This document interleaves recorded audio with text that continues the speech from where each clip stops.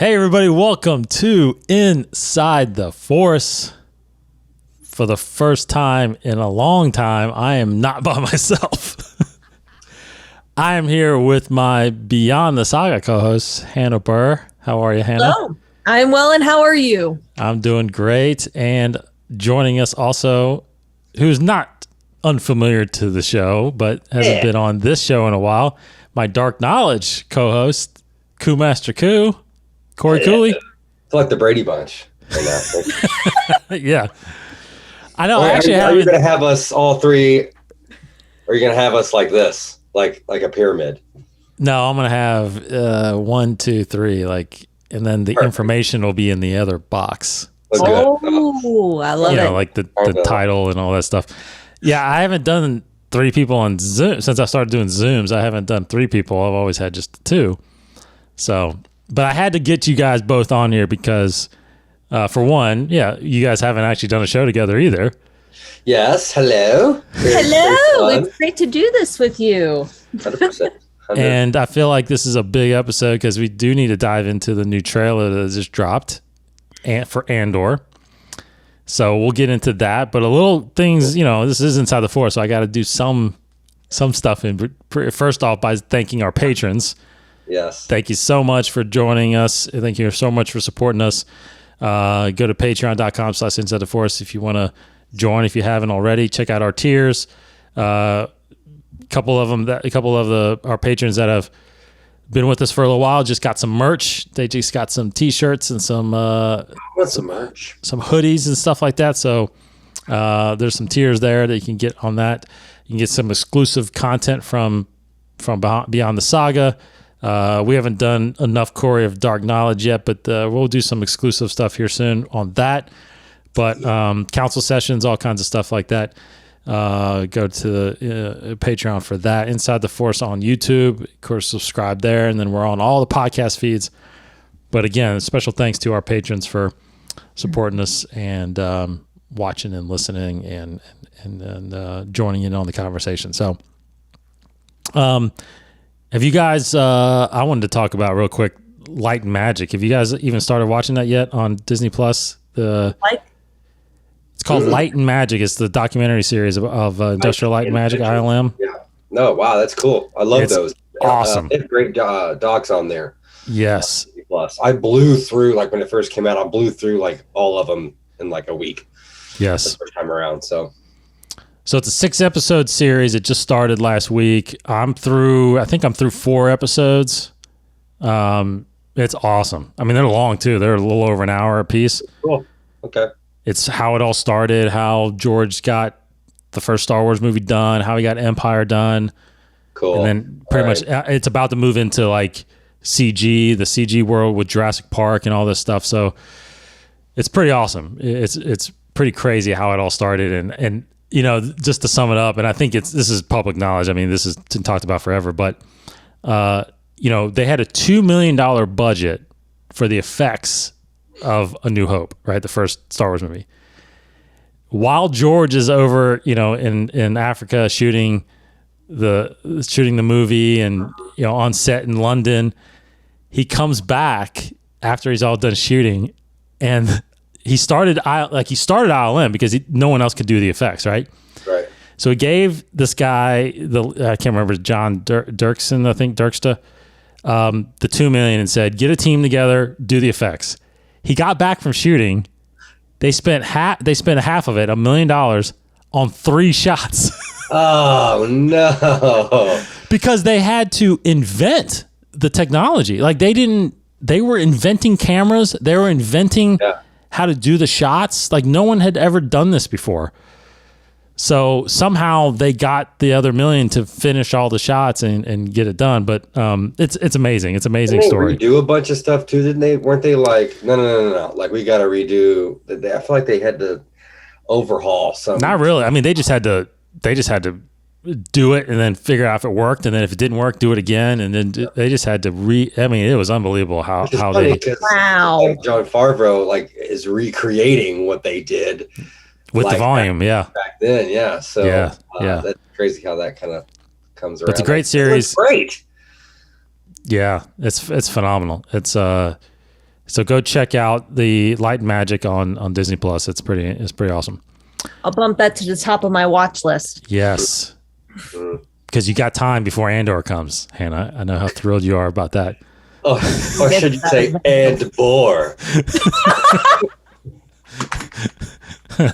There we are. I thought I literally thought about that in the first couple seconds of the show, and I've been dying to say it.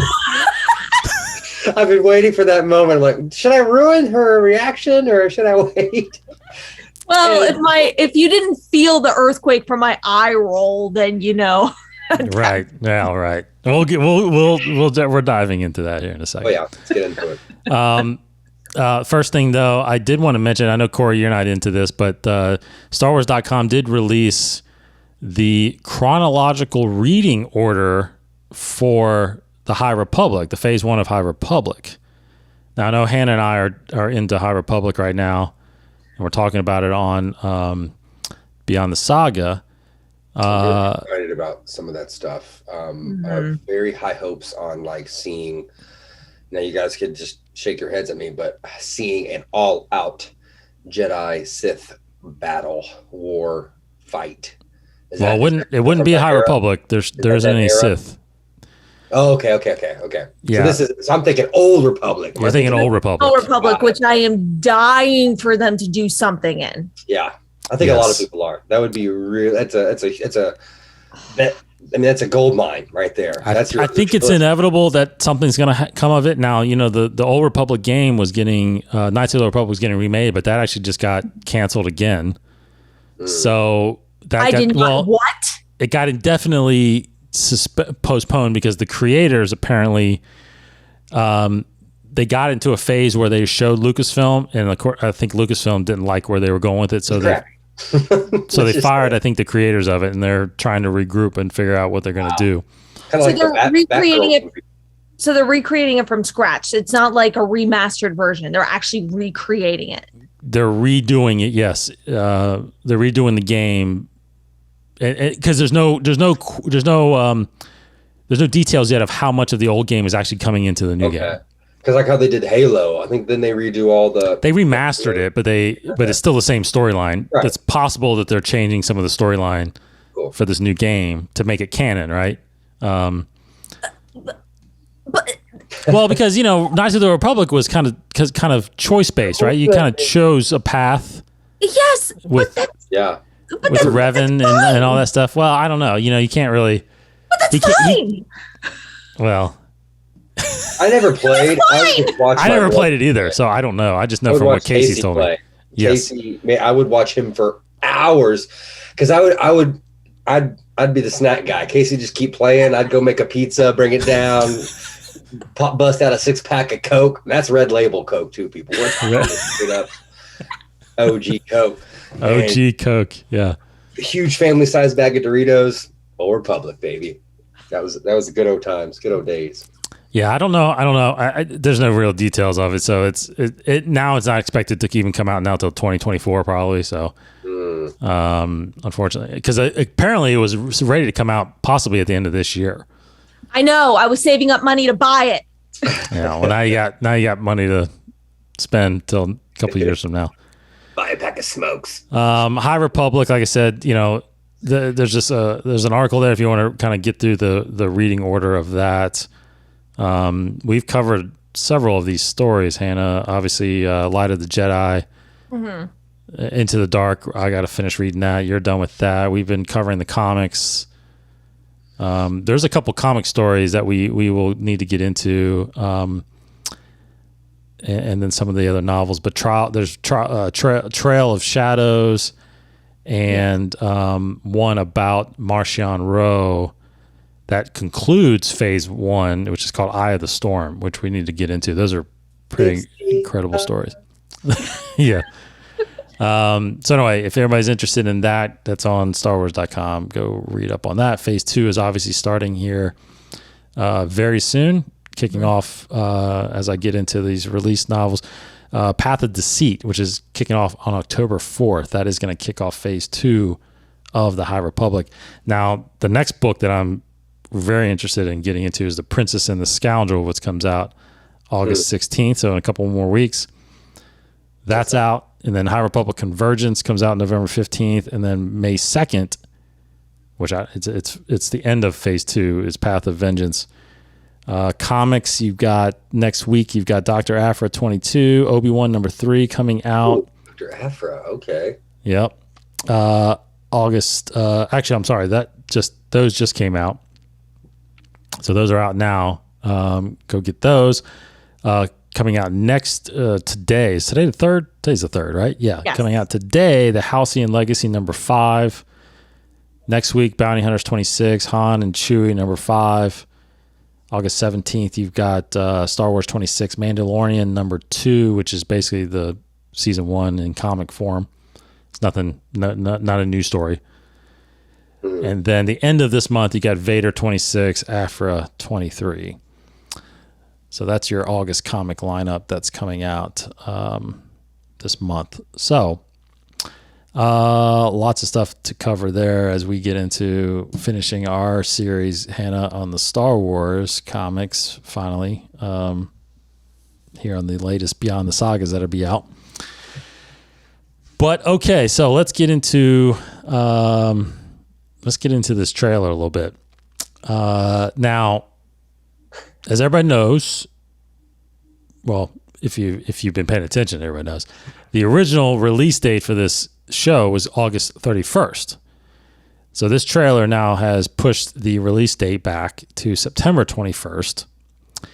And the premiere is going to be with 3 episodes. So this whole season is 12 episodes.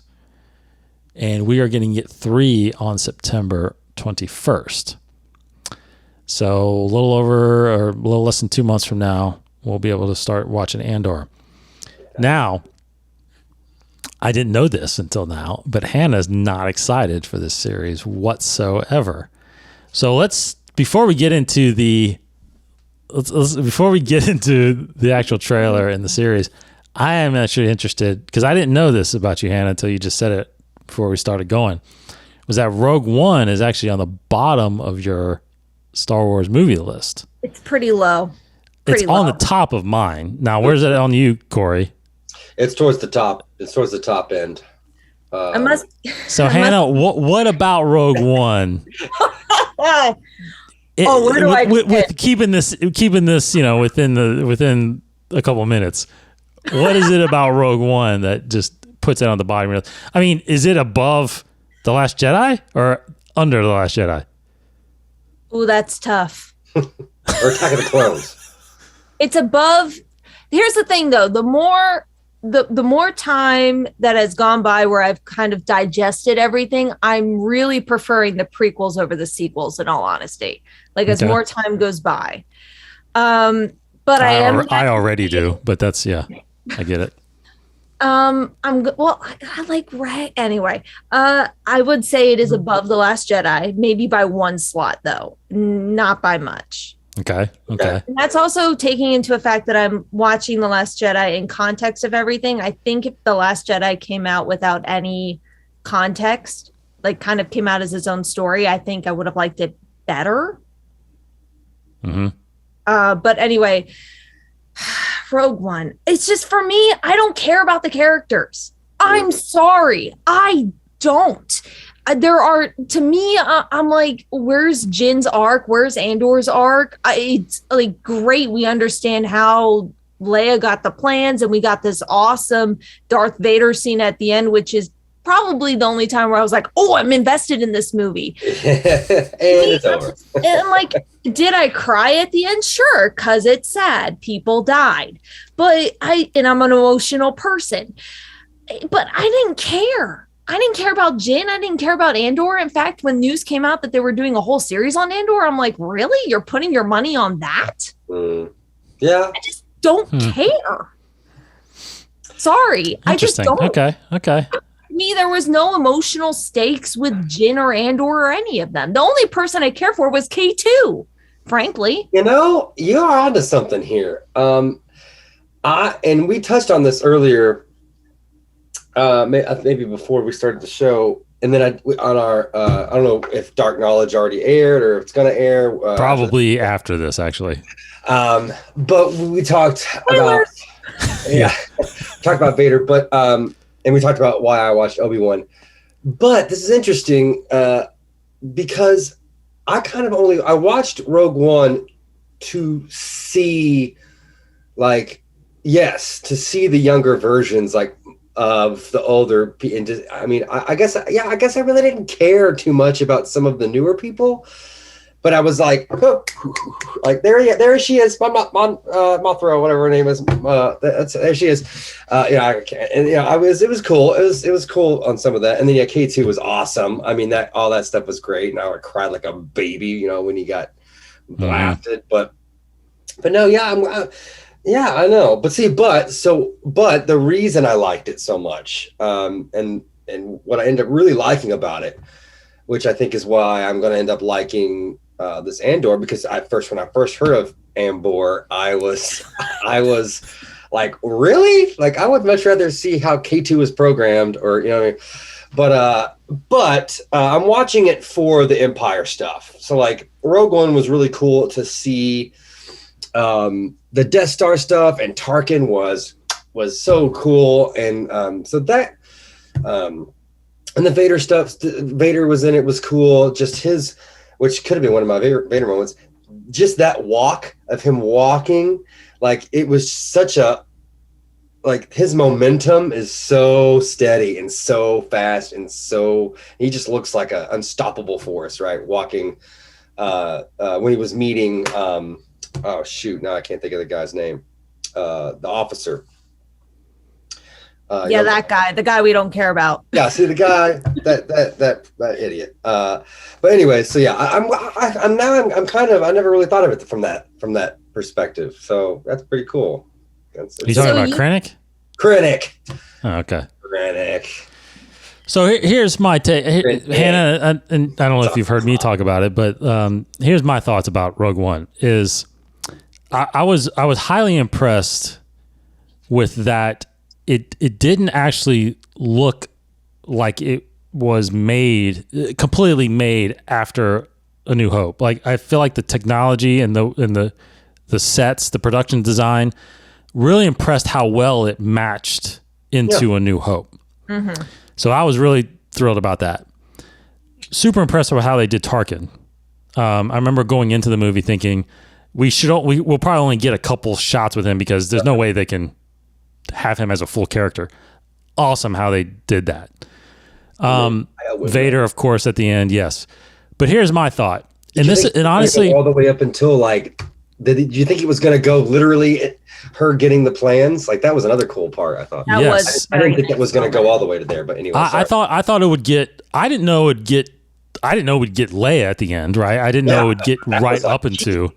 You can literally watch A New Hope right after that. And well, that's what I was about to say. Was that what really impressed me about it? Which is the way I look at it. And to be honest, I think this is a whole nother conversation. But this is where I think they made the problem with 7 and 8, episode 7 and 8, because I feel like I think 7 and 8 is pretty much one movie. There's no time gap in between 7 and 8, which is normally what happens in between movies, right? Yeah, that's true. Right, so the beginning of episode 7 is, Luke has disappeared, right? It's in the crawl. Luke has disappeared. So the whole point of that movie should have been getting in Luke and him sparking that's 7 and 8. That's one, to me, it's almost one movie. Like, you should have had, and because the whole arc of Kylo becoming supreme leader and all that stuff, it's one big movie. I pretty much look at Rogue One and Episode 4 as one movie now, because if you think about it, the beginning of Rogue One, the whole point of it is we need to destroy the Death Star.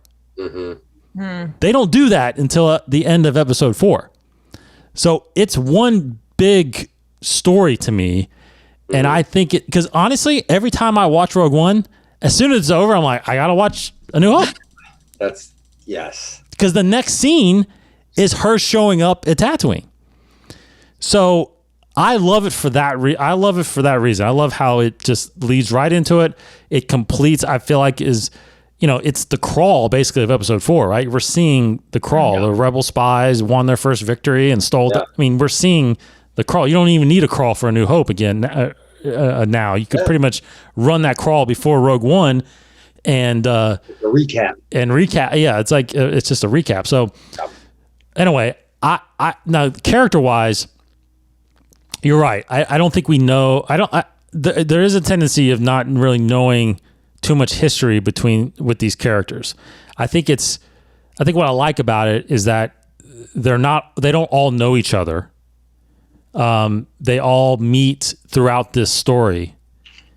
Chirrut, K2, and of course with Cassian, and then you got Jin, then you got Baze, and then you got the pilot. I can't remember his name, but you've got these pieces that become this unit that truly gives the rebellion a chance. Because if they failed, it's done. It's over.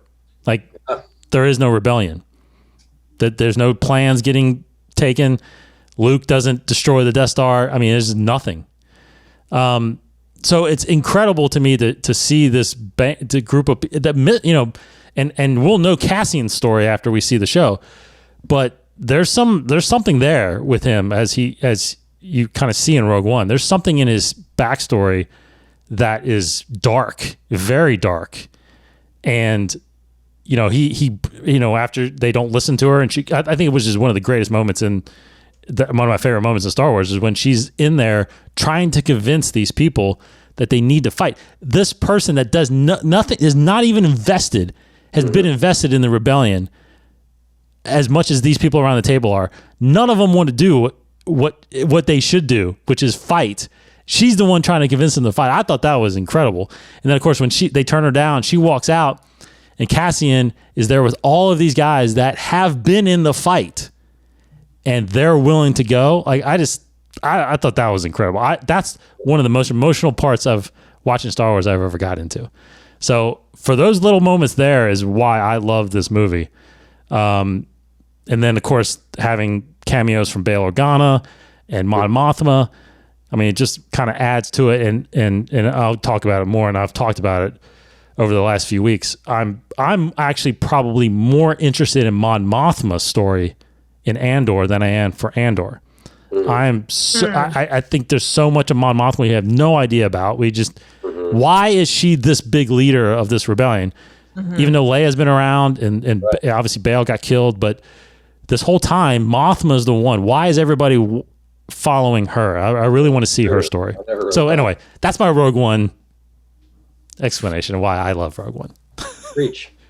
Yeah. I think the thing is, like, don't get me wrong, the cinematography of Rogue One and the continuity of it is astounding. But I think I would compare, like, still, I don't know, cinematically, I think I would compare it to something like Avatar, the Blue People Avatar, where, like, cinematically it was groundbreaking. And I think, like, hats off to Star Wars for being able to do things that we've never seen before. Fantastic. Amazing.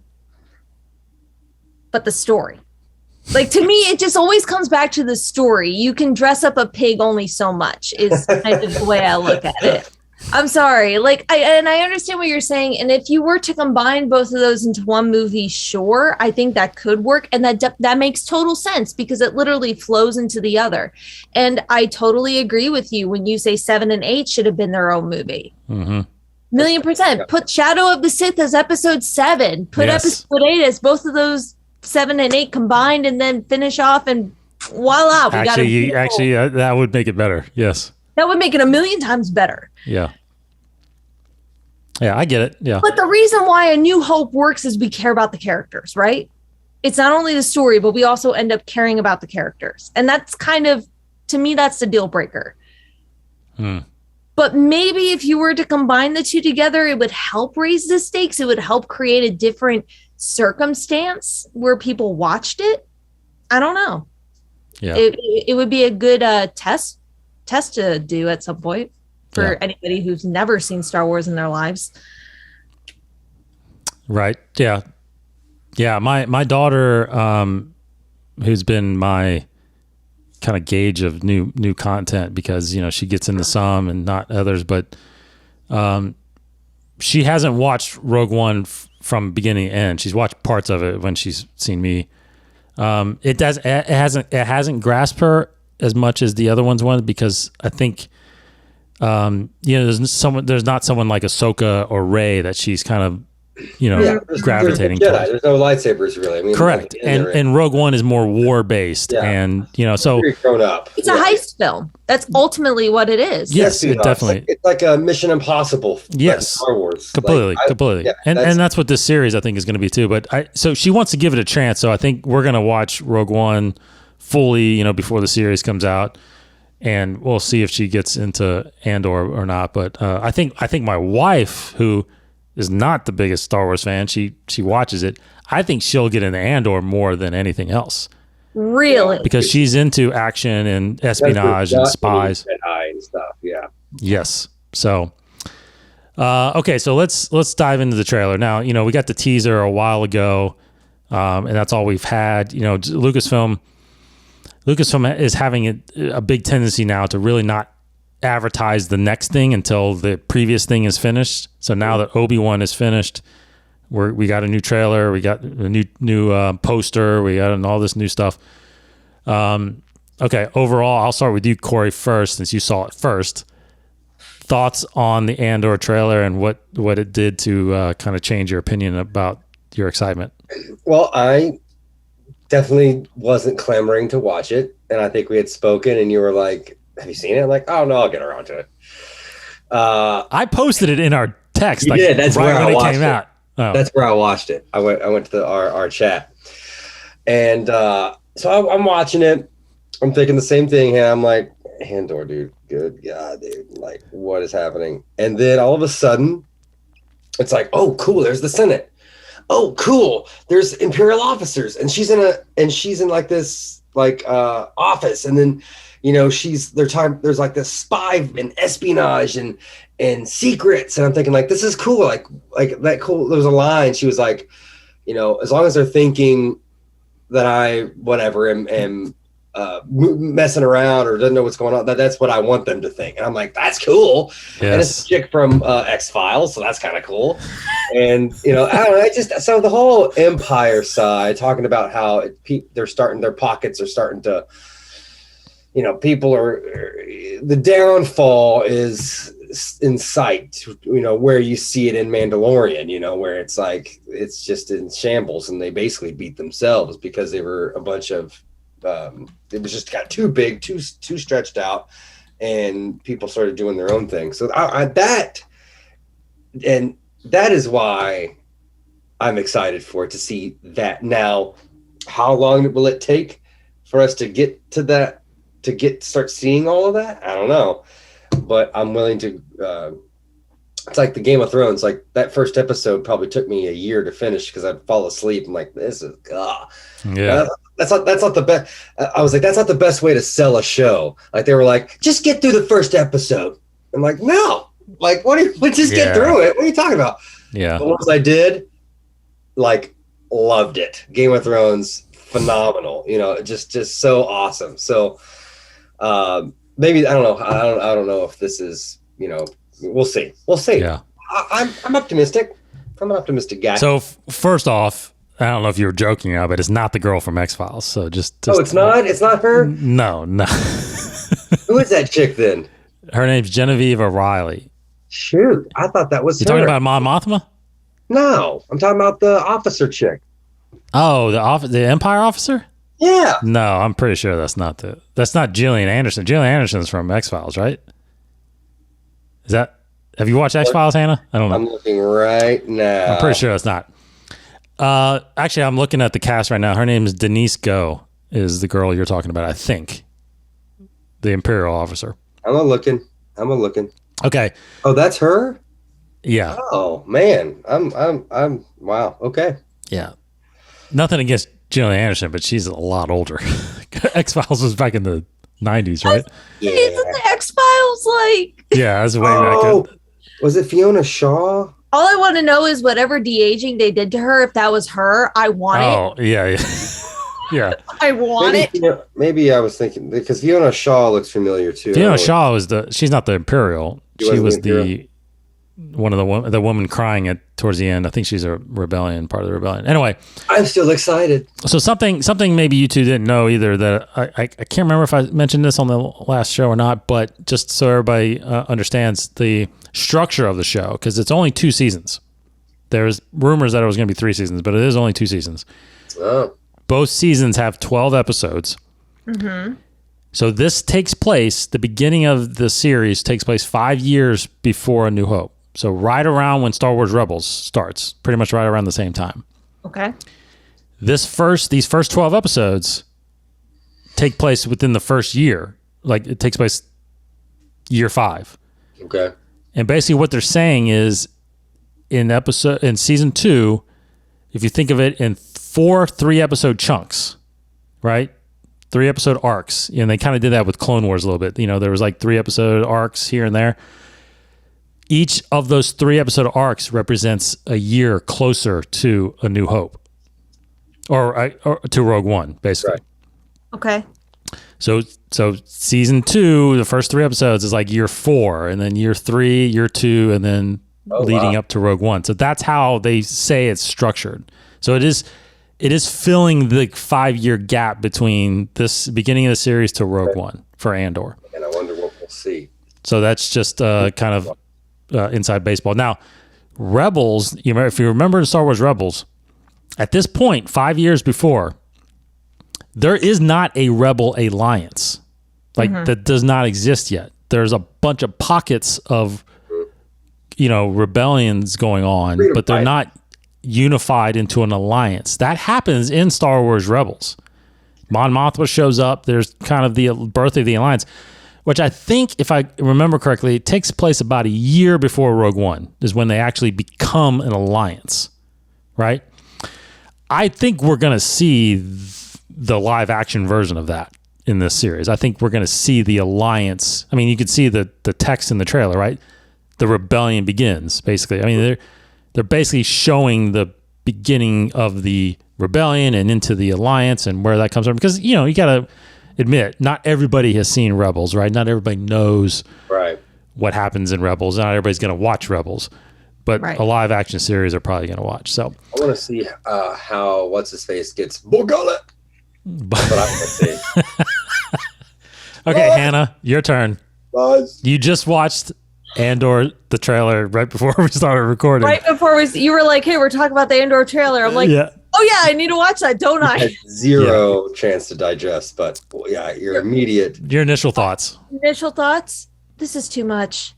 This is too much. This is too much. Ooh, cameo. This is too much. Yeah. This is too much. This is too much. Like that just, I'm not going to, but also you're talking from someone who just finished Obi-Wan like last week. Oh, wow. Yeah, no, I was behind on it. And so I don't think I'm as optimistic as you, Corey. I don't think I am. Okay. I'm not. But once again, you're also talking to someone who didn't care, who's like, why are you throwing your money on this? Why? If you're going to do a history of how the Empire built itself, do you know what I would pay to see? Let's watch Darth Vader building the Empire. Let's watch Darth Vader and Palpatine play with each other as they're trying to expand everything. And I know the comics cover that, but still live action though. See, I'm all for more live action. I'm kind of done with the animated stuff. That really helped for a long time. It helped keep the shakes away. Sipping some Listerine. But like, I want live action. That's the true. Well, and that's interesting you say that, because like with the Bad Batch, they're kind of showing a lot of the early stages of the Empire and how the formation of the Empire is on the Imperial side, not the Sith side or the Inquisitor side, but the Imperial side. So I think that's why I'm really into that. But I agree with you. Would I rather have it in live action form? Absolutely. But the animated stuff, it's easier to do. Maybe not easier to do, but it's more cost effective, I guess, or something like that. But I did read something which was interesting. I read an article today that actually says that Andor, now I don't know if this is 100% true or not, But apparently Andor did not shoot any scenes on the volume. I did read that. That it is actually all practical. Oh, Or wow. it's at least the most practical. Most practical with maybe some CG, you know, some green screen and blue screen, but most of everything you see in there is practical. Huh, why not utilize that dang thing? That thing is awesome. I don't know, you know. Well, I mean, the same reason why Lord of the Rings can forever live as it is, because there's so much practical in there. Right. Yeah. So- I think it's all up. I think it came down to the creators that, you know, Favreau wants to use the volume. These guys didn't want to use it. And now, you know, it is ambitious. You know, I do think, you know, this is the longest series that we're going to get from Star Wars. I mean, Mandalorian's only 8 episodes a season. This is 12 episodes. This is massive. This is, I mean, I'm assuming they're going to be hour-long episodes. So these are 12-hour. I mean, we're getting a 12-hour series. So that's a lot of content. That's a lot of story. As the pessimist here, I'm going to say I really hope we get something more out of it. I hope that we get some really important pieces. Otherwise, why? It's just my question. Yeah, well, I think there is a why in there. I think, but again, like I said, I think there's only so much you can do with Andor, even though the series is named Andor. I think. Well, here's the thing, right? If you look at the naming convention of all these series, they're always named after the main character. You know, The Mandalorian, Book of Boba Fett, The Bad Batch. Obi-Wan Kenobi, Andor. So even though this is called Andor, I still believe that is going to be there's going to be other characters that it's really focused on. Just like Obi-Wan and Leia, that was cool. That's right. What if we get like what if we get like Palpatine? I don't see how you don't. Like, what if you get him like what if we get a lot of Palpatine? Was that him in the trailer though, at younger, or am I just like trying to recreate something that I want to recreate? Well, he's not younger. He's He's only 5 years younger. I don't know. I'll have to rewatch it. Never mind. But in the Senate, is he? I've always wondered: is he part of? Like, is he during the Senate sessions? Is he actually there? Because there's in some of the stories, it seems like he's kind of stepped away, and Masamita, who is his who kind of runs all the bureaucrats, he's kind of usually running the Senate. I feel like he has to be involved still in the Senate. So I think it'd be awesome if he's in there. Oh yes, hands down, yes. That would be really cool. Obviously Vader, but I mean, like the more Palpatine, man, and more of a it'd be cool to see him in more of a strategist, like talking to, because Vader's the bulldog, right? That's right. And like Palpatine he has his little group of cronies, those guys, we'll call them acolytes, but they're I know what you're talking about. Dark Council, and that would just be cool to see, just them talking, man. You know what I mean? Like, I know.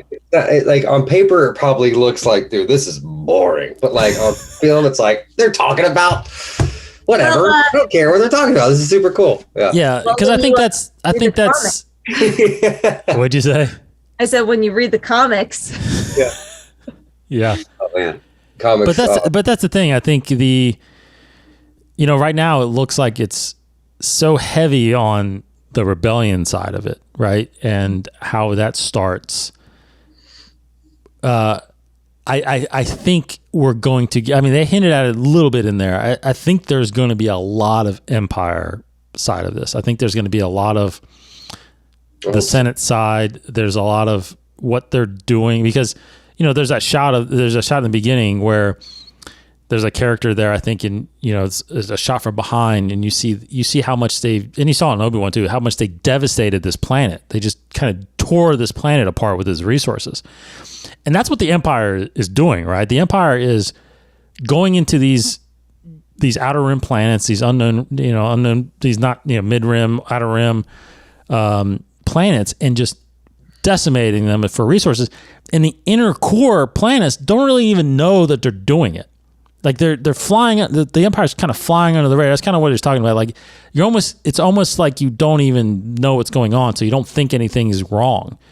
So all these senators and all these politicians and all these people on, Alderaan and Coruscant and Hassian Prime and Chandrilla. It's like all these inner core planets are just living with the fact that they're comfortable. Yeah. But they don't even know that all these planets out in the outer rim are just getting decimated. I think it'd be helpful to see a lot of that. And like you said, Palpatine is trying to, what's amazing to me is, when the Empire started after Revenge of the Sith, and he was technically deemed the Emperor, like you're the Chancellor forever. Thanks, Jar Jar. Yeah. The ultimate Dark Lord. He kept the Senate together for some reason. Like the Senate still technically runs the galaxy in a sense, even though the Empire is there. It's just that he is the ultimate commander in chief, right? He'll never step down. So it's not until 19 years later, till A New Hope, that he actually dissolves the Senate. Like it's, Tarkin says it. He comes in and says, the Senate is no longer a concern. The Emperor has dissolved them. So he truly is. It took him 19 years to say, all right, I'm it. I'm the ultimate leader, of the galaxy. I always wondered why it took so long. Like, why did all of a sudden he dissolve the Senate at that point? The Death Star was about to be completed. The Alderaan hasn't been destroyed yet. It's like they're already running the whole galaxy. Why all of a sudden did the Senate get dissolved at that point? So, I think we need to know some of those answers. Tarkin's rule of fear, man. He rules with you rule with fear. Yeah, his fear doctrine isn't necessarily canon. Anymore, but because they haven't really brought it up in any canon stories. It was definitely a big part of the EU. Mm-hmm. But I think that might come now. Another person, Tarkin. Will Tarkin show up in this? Interesting. Tarkin, all the Yularen, Tag, all Mahdi, all the greats, all the guys sitting around that council. Yeah, that would be really cool. I would really enjoy it to see a full table. We're not going to see. Krennic. No, I don't know if Krennic's in it. I don't think Krennic's in it. He might be in season. He might be in season 2, maybe. Yularen's his boss, I bet. But oh God, Thrawn is where's Thrawn? I was about to ask if we were going to get a little cameo from Thrawn. See, Thrawn is around at this point. Yes, it's Who's still Thrawn? around. Is it Pierce Brosnan? No, it's Mads' brother. It's Lars Mikkelsen. That's that makes the most sense because he does the voice. He does the voice. Yeah. So he's only been confirmed in the Ahsoka series. I don't know if he hasn't been confirmed in this series, but I do think it's possible. We could definitely see a cameo of him. Because in A New Hope there were missing seats. Yes. Well, I think one of those was confirmed to be Krennic's. Yeah. Yeah. So a full table. Yeah. Invader there. He didn't have a seat. He just stood there. Right. He didn't need a seat. Okay, but what? Okay, so let's. Obviously, we got our thoughts on it. I liked the trailer. I think it definitely got me more excited to see it. I just, with Star Wars for me, I don't know. It's weird because I won't. I think it'll be rare for you to ever hear me say, like, I don't want that story. I'll always give anything a chance. Anything they make, I will give it a chance. Like, sure. If they make a Jar Jar series, I'll watch it. I will watch the daylights out of it. I will watch the daylights out of it. Now, whether I like it, I don't really know. Would. I want to see Jar Jar. That made Hannah fall over laughing. You want to. You want a Jar Jar series, Hannah. I know want you to do. see it, Boss Nass. That is the one thing, maybe the one thing I'll say, no, I don't need that. Oh, no. You got to give it a chance. What if he ends up being the dark Sith Lord that everybody thinks he is? Yeah. Right? Master. God, no, please. No, I will give it. I will give anything a chance. Anything that Star Wars makes, I'll put out there. definitely things out there I don't like. There's definitely things I love. I agree with you, Hannah. I don't know if we need the story, and I don't think we'll know until we watch it if we need the story, because there's a lot of stuff I don't feel like did we, like, I think you kind of made the argument with me a little bit, is like, did we need the Obi-Wan series? No, I don't think we needed it, but to me, does it actually explain a lot of things? I think it explains a lot of things for me, where Obi-Wan's head is at the end of Revenge and at the beginning of New Hope. So I think there's a lot there for that. Now, this is kind of the same thing. I think in Rogue One, there's a lot of history in Cassian's eyes, and we see him as a kid too. I think we're going to see him some flashbacks, and we're going to get his full story. I think there's still a possibility, since Saul Guerrero is in it, I actually think there's a possibility we're going to see a cameo from Jyn as well, because Jyn's with him at this point. So, even though I don't think they meet each other until Rogue One, but there's a possibility. Maybe, I don't know.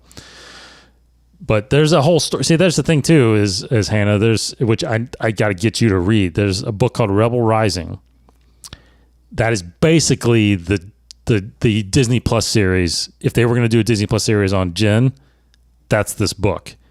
It's basically filling the gap from when she first goes with Saul up until Rogue One. And it's a fantastic book. I'd say one of my favorite books. You know how weird this is? It's just everything after 4, 5, and 6, it's just filling the gaps. It is. That is a whole debate of whether or not all these extra things should be filling the gaps, or should the saga itself be answering these questions. Like, that in and of itself should be a solid debate. That's pretty crazy. It is a big debate. I think, Lucasfilm, I think when Disney took over Lucasfilm, I think that was the big talk was, do we, I think 7 and 8 obviously was the first discussion. Let's expand the saga. But I think with all the material in between the comics and the books, I think they didn't want to go beyond 7, 8, 9, obviously, right? And you really can't go before episode 1. They did with the High Republic eventually, but you have to do within the saga. And I think that's kind of her, Kathleen Kennedy's goal, I think, is to basically fill in the timeline. Like, have basically a complete timeline with certain characters. What's that place where they go? What's that place? The crossroads, where they go to different times. You got the door. What was in Rebels? I think where they shut the door on Palpatine. Oh, World Between Worlds. Yeah. Find a way back into there. Erase 7, 8, 9, and do Shadows of the Empire. Do Shadows of the Empire. Give us Dark Luke and Mara Jade. Just give us everything we want. You mean Dark Empire? Dark Empire.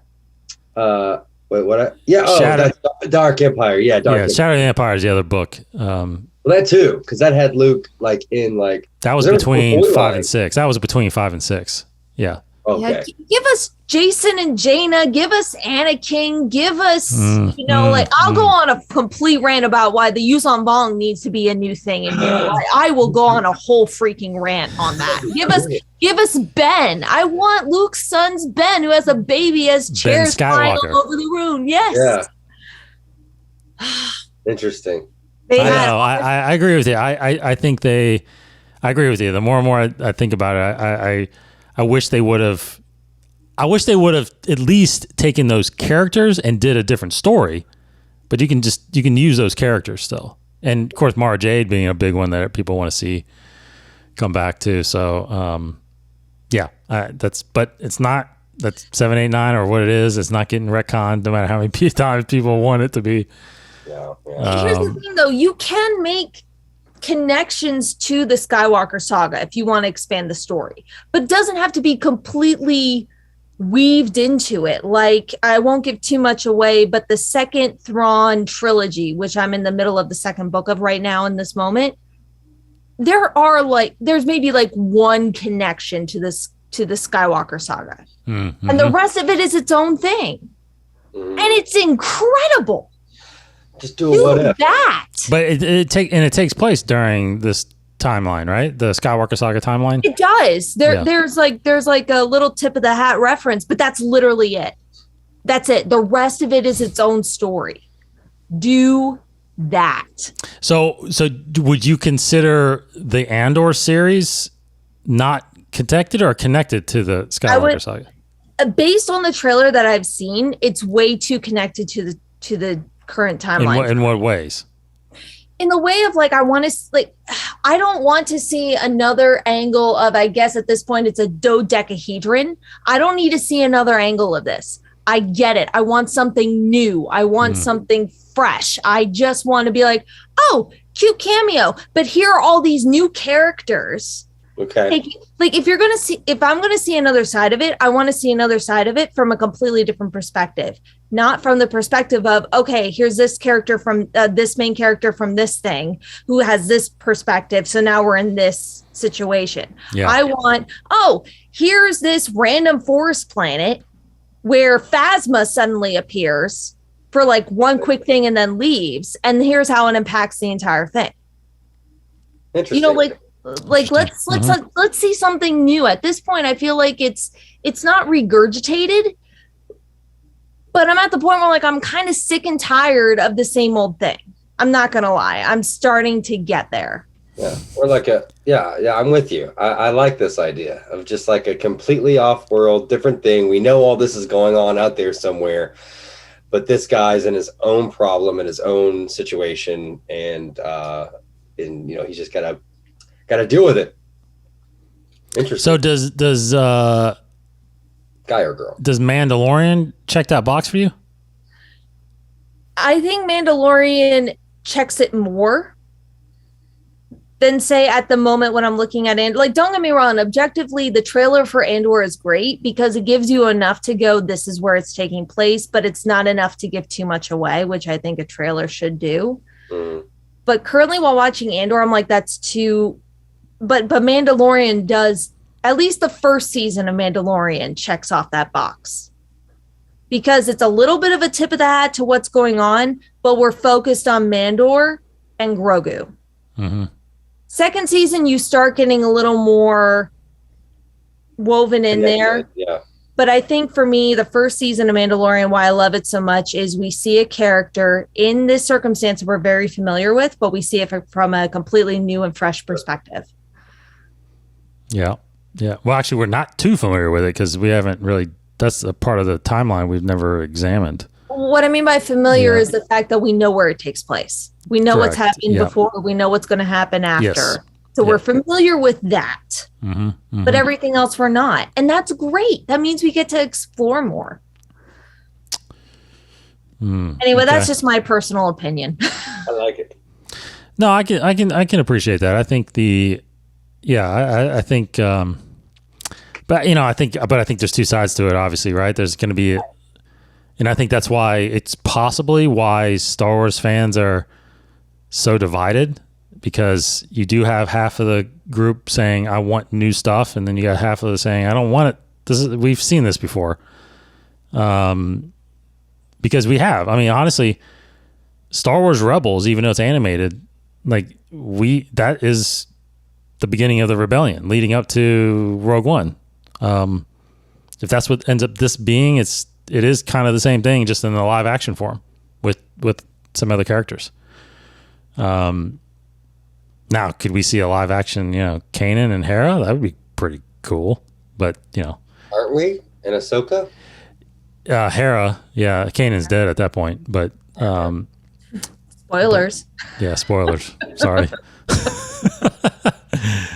Ezra, Sabine, Hera. I think they're all gonna. I don't know about Zeb, but Chopper. Yeah, I think they're all in Ahsoka. Chopper.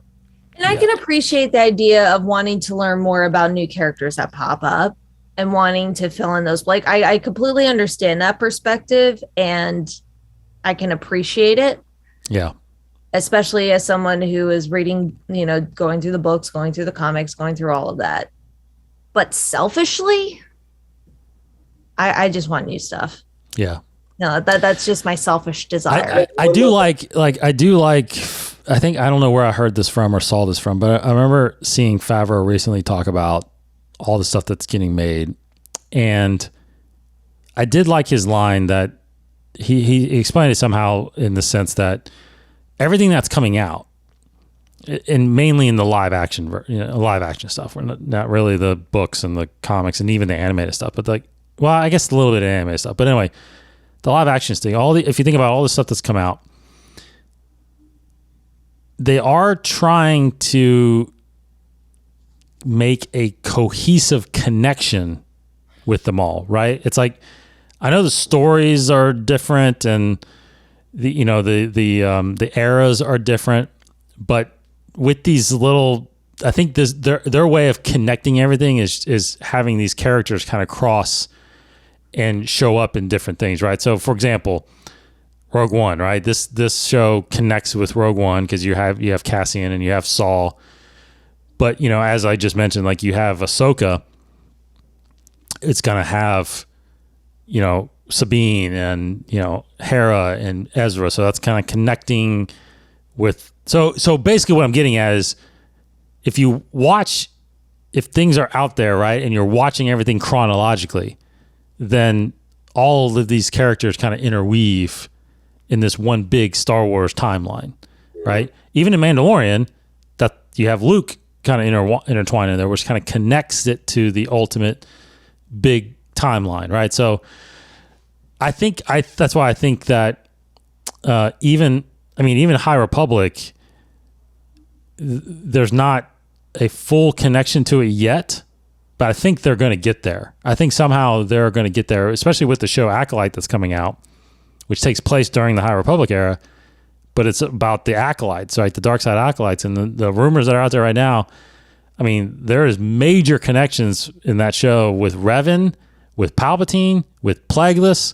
I mean, it's basically going to explain where the Sith are at that point and how they get to do what they're doing in Phantom Menace. So even though the High Republic takes place a couple hundred years before Episode 1, I really think they're going to get to the point where it's like even that gap is going to get filled. That's my opinion, but who knows? I mean, I might be gone by the time that whole thing is filled, but because we're talking 200 years. But I think that is probably going to be the focus after at some point they got to feel like between 1 and 9, episodes 1 and 9, that those stories have been told. Like there's nothing else really that we can do that's not repeating, like what you're saying, Hannah. I don't know. That's kind of where I feel like their head is. And like I said, I don't love everything, but I do like what they're putting out there. So they're MCUing it.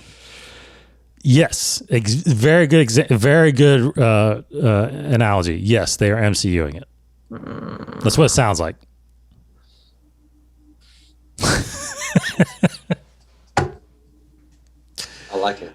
I love it. I'm sorry. I still haven't finished like the latest Doctor Strange movie because I just wanted to die. Like, yeah, she hated that too, Cory. I didn't even finish. I'm indifferent about it. It was okay. Anyway, it doesn't matter. Did you like it, Cory? I don't remember you. Multiverse of Madness? Yeah. Garbage.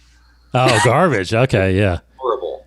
Yeah, I was in, And I knew they would, because once they had Sam Raimi attached to it, I'm like, he is going to screw this up so bad. Like, yeah. I had such high hopes. I'm like, maybe I hated it. Yeah. It was terrible. Yeah. Let's throw a wrench in all the good, like the first Doctor Strange, good soup, like great.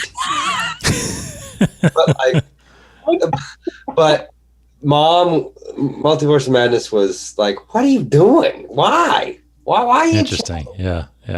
CG was so bad. Yeah. What? The CG was so bad. Oh, it was it was horrible. It was just, and everything and you said you're halfway through it. You haven't finished it yet? Oh no, I'm like 15 minutes into it. She's done. She's not even going to finish I'm not even watching the rest of it. I won't spoil it for you. Oh, But you have to watch it just to be like, because I remember being in the theater and someone behind me was like, what the hell's going on? Like, it was like, because you're sitting there and you're watching it. It was the moment at which I was like, I've really tried. I'm done. And I don't want to spoil it for you, Hannah. Yeah. Oh yes. I don't want to be spoiled for it. No. It's great. So like slight confession, I still haven't finished Mandalorian season 2, but everything's been spoiled for me, so I know what happens. Yes. But, anyway, I feel like Star Wars, to me, it's not as exhausting as MCU, because I feel like with MCU, it used to be we got 2 movies a year. That's great. That's enough for us to digest it. But then all of a sudden it was like, here's 18 seasons and 6 movies in 2 years. It's a lot, yeah. And with Star Wars, it's not as bad as that. My concern is that it's going to get to the point where it's like, well, if you haven't seen X, Y, and Z, then you can't watch X, Y, and Z because you don't know about ABC. Right. And EFG comes into play after QWX. Like, it's just, that's my worry, is that it's going to get to that point. And while I appreciate them wanting to really flesh out the story, which great, if you do have someone who's able to watch everything through in chronological order, what an amazing experience. Mm-hmm. Yeah, I don't think Star Wars is going to get as bad as, not as bad. I don't think it's going to get in the way of the MCU, but because the MCU does rely on the previous work to further the next work, which, I mean, it's brilliant what he did with the Infinity Saga. But yes, hands down, that was this beautiful. Phase 4 has come out really messed up. Mm-hmm. Jumbled. But with Star Wars, I think it's connected, but for example, you didn't have to watch all of Mandalorian to understand what's going on in Obi-Wan, or what's going on in the Book of Boba Fett, or what's going on in this series, right? I mean, there are connections to it. There are cameo, and I think that's what Favreau is talking about. I don't think right. So it's not full MCU but the fact that these characters could pop up to kind of show the connectivity, but they're separated stories. And I think that's why they're struggling, in my opinion, in a way, why they're struggling with the movies. Because I really don't know if they know what story to tell next in the movies. And that's why everything's so delayed, because, Patty Jenkins is supposed to be doing Rogue, Taika's supposed to be working on something, Feige's supposed to be working on something. Then you got guys that were supposed to do Old Republic stuff that bowed out. So it's like, I think they're like trying to figure out what they think is going to be the next hit, because they don't have Luke and Leia to do anything anymore. I mean, I think if you made a Vader movie, I think people would go watch it. But it's like, I think they're struggling. Like, how do we make a movie within the Skywalker saga? To be honest, I don't think you can. I think you have to go beyond Episode 9 or go way back in the past to the Old Republic. That's the way I think you got to do movies. Here's an idea. Either do a movie about Darth Revan or do a movie of Darth Bane. Yes. Like, Darth Bane. God, I want a Darth Bane movie. Oh, but it's so bad, because that's something we've never really explored before. No. Fans, man. The fans. There's big EU books that people love, but no, I haven't seen it. We need to see it. Yep. Agreed. Yeah, that's all about Cory. Cory's all about that dark side stuff.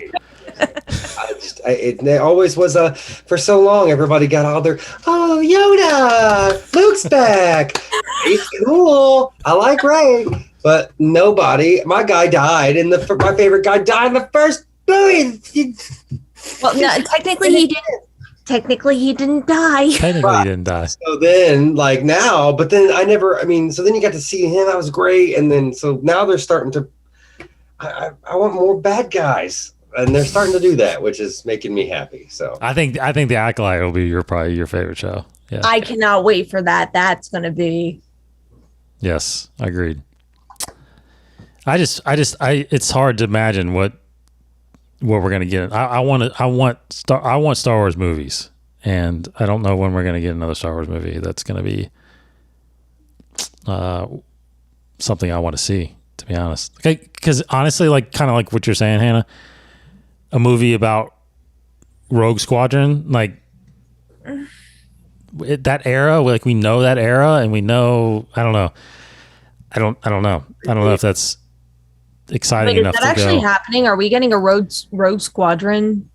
That's what Patty Jenkins is working on. Yeah, Rogue Squadron is what it's called. Now Taika's movie hasn't been revealed what he's working on. I hope he gets like his own thing. I don't know. Yeah, who knows what he's working on Taika. or what era. Anyway, this has been fantastic.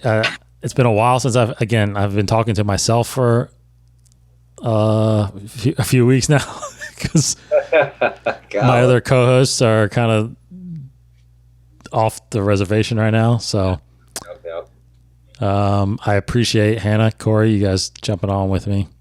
Absolutely. Anytime. Yeah, so Andor, September 21st. I'll watch it. I don't know if Hannah will watch it. Cory will probably watch it at some point. I'll watch it at some point. I know, at some point. You got to go finish Mandalorian, though. I got to finish Mandalorian. I got to finish Book of Boba Fett. Yes. Book of Boba. It's spoiled for me, but I still got to finish it. Yeah, I really don't think you'll like Book of Boba Fett the way I'm coming to know you about some of these things. No, but I like Boba Fett. Me too. Oh my God, love Boba Fett. But I do too. eBay. All right. Thanks, everybody, for listening. Thanks, everybody, for watching. Go hit that subscribe button. Go to patreon.com if you want to support the show and get more content from us. Thanks, everybody. For Master Koo and Hannah. Yes, there's the Death Star. And you got the Death Star plans right there on your shirt. I mean, that's all they had to do is come find you. There you go. That's all they needed. Yeah. Although that's Death Star 2, I guess. Probably. Yeah. All right. We will see everybody next time. Thanks, everybody. Take care. May the Force be with you.